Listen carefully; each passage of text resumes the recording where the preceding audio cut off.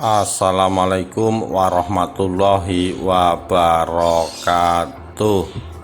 Rahayu Rahayu Sagung Dumadi. Kesadisan dan kelicikan Sultan Mataram. 6.000 ulama dan keluarganya dibantai habis. Ditulis oleh Ivan Aulia Ahsan, 24 Oktober 2017.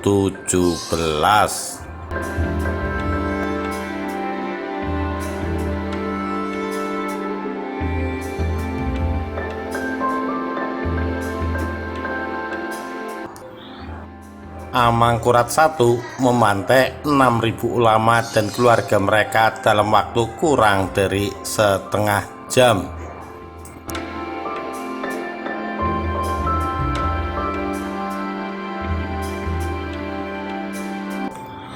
Amangkurat I menghabiskan malam di pendopo Keraton Pleret sambil berpikir keras bagaimana cara terbaik membalas dendam kepada mereka yang mbalelo. 2 hari sebelumnya terjadi insiden yang membuat dia murka. Pangeran Alit, adiknya sendiri, berusaha menyerang istana dan mendongkelnya dari tahta. Sang adik tewas terbunuh. Ia jelas senang, tapi yang terus menggelayut pikirannya adalah apa langkah berikut untuk membasmi kelompok yang selama ini dicurigai berkomplot dengan adiknya. Saat itu ia baru 2 tahun menduduki singgasana yang diwarisi dari ayahnya, Sultan Agung, yang wafat pada tahun 1645. Amangkurat I digambarkan sebagai penguasa brutal tanpa sedikit pun keberhasilan atau kreativitas. Jika Sultan Agung menaklukkan, menggertak, membujuk, dan bermanuver, Amangkurat I menuntut dan membantai dengan sedikit sekali perhatian kepada keseimbangan politik, sesuatu yang amat dibutuhkan dalam pemerintahan Jawa abad ke-17. Amangkurat I mencoba membangun kekuasaan terpusat dengan tujuan menyenangkan kepentingannya sendiri. Akibat perilakunya itu, dia terasing dari semua aparatus pemerintahan dan elemen-elemen yang biasanya menjadi bagian konsensus para pangeran, patih, tumenggung, dan pemuka agama. Amangkurat I juga dianggap tidak memiliki kualitas kebajikan yang harus dimiliki seorang raja. Dalam Serat Jayabaya, kitab rahasia yang dianggap sakti karena bisa meramal masa depan, Amangkurat I dilukiskan dengan metafora negatif. Kalpa sru semune kenaka putung, masa kelaliman yang diibaratkan dengan kuku yang putus. Masa lalim maksudnya kekejaman pemerintahan raja, dan kuku yang putus maksudnya banyaknya panglima yang dibunuh tanpa guna. Malam itu, setelah menemukan cara membalas dendam, Amangkurat I memanggil 4 orang pembesar keraton untuk menghadap. Ia merencanakan balas dendam tanpa menimbulkan kesan dialah otak dibalik rencana itu. Keempat orang tersebut adalah Pangeran Arya, Tumenggung Nata Irnawa, Tumenggung Suranata, dan Ngabei Wirapatra. Adalah orang-orang kepercayaan sang raja. Bersama anak buah masing-masing, mereka menerima perintah untuk menyebar ke 4 penjuru mata angin. Sang raja berpesan agar jangan seorang pun dari pemuka-pemuka agama dalam seluruh yurisdiksi Mataram luput dari pembunuhan. Dan agar rencana berjalan lebih baik, mereka diminta menyelidiki lebih dahulu nama, keluarga, dan alamat para pemuka agama tersebut. Bagi Amangkurat I, ini siasat bagus agar para pengkhianat bisa dilibas dalam sekali pukul. Ketika permufakatan keji mulai dilakukan, Amangkurat sengaja tidak menampakkan diri di luar keraton. Semua sidang peradilan dan pesowanan yang melibatkan dirinya berpindah di dalam istana.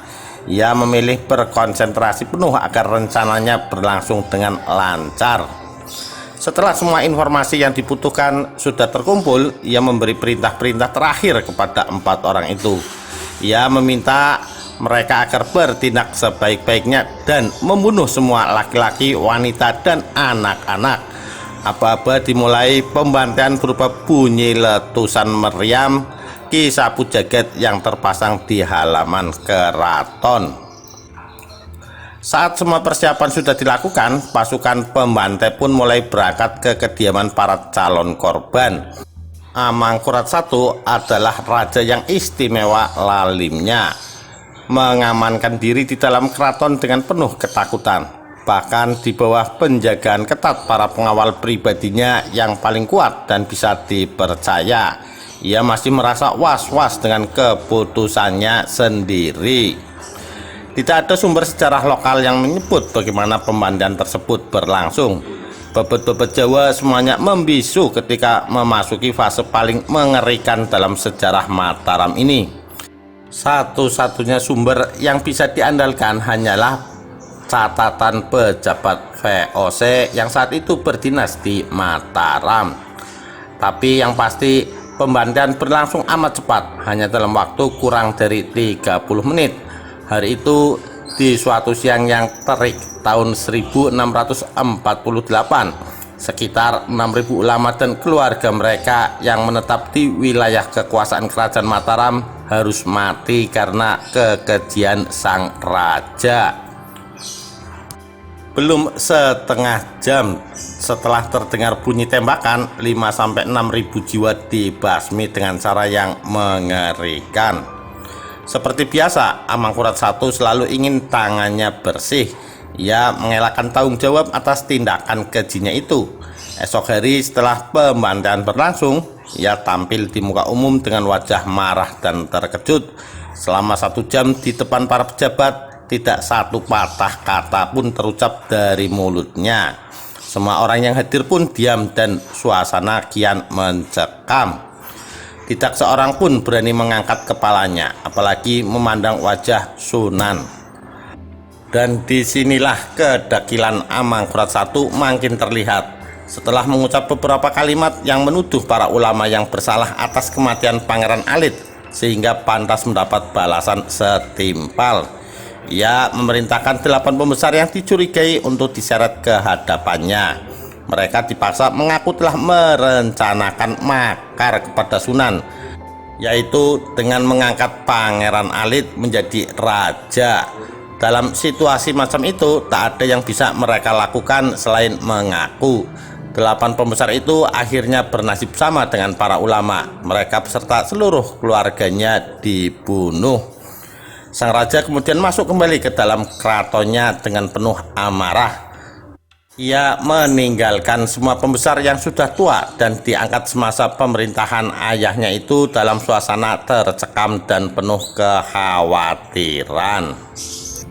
Masa pemerintahan Amangkurat I memang dikenal sebagai zaman paling kelam dalam sejarah Jawa modern. Bukan hanya lantaran kelaliman rajanya, tapi juga mulai menampakkan tanda-tanda jika Kerajaan Mataram sudah melemah. VOC makin kuat di pantai timur Laut Jawa, sementara basis-basis ekonomi kerajaan kian tergerus oleh agresivitas maskapai dagang Belanda itu. Dalam babat-babat tradisional, tindakan semena-mena seorang penguasa adalah pertanda datangnya periode dekadensi sebuah negara. Hampir semua perilaku miring seorang raja yang termaktub dalam babat-babat bisa dilihat dalam sosok Amangkurat I. Raja ini memang memerintah dalam rentang waktu yang cukup lama, 31 tahun, dari tahun 1646 sampai 1677, hampir sepanjang masa kekuasaan tiran modern Soeharto. Tapi selama masa kekuasaannya, kekuatan politik dan pengaruh Mataram pelan-pelan pudar. Kerajaan besar ini yang disatukan lewat berbagai penaklukan oleh Sultan Agung kemudian mengalami disintegrasi di penghujung kekuasaan suksesornya. Bebet Tanah Jawi melukiskan kejatuhan Amangkurat I dalam deskripsi yang muram.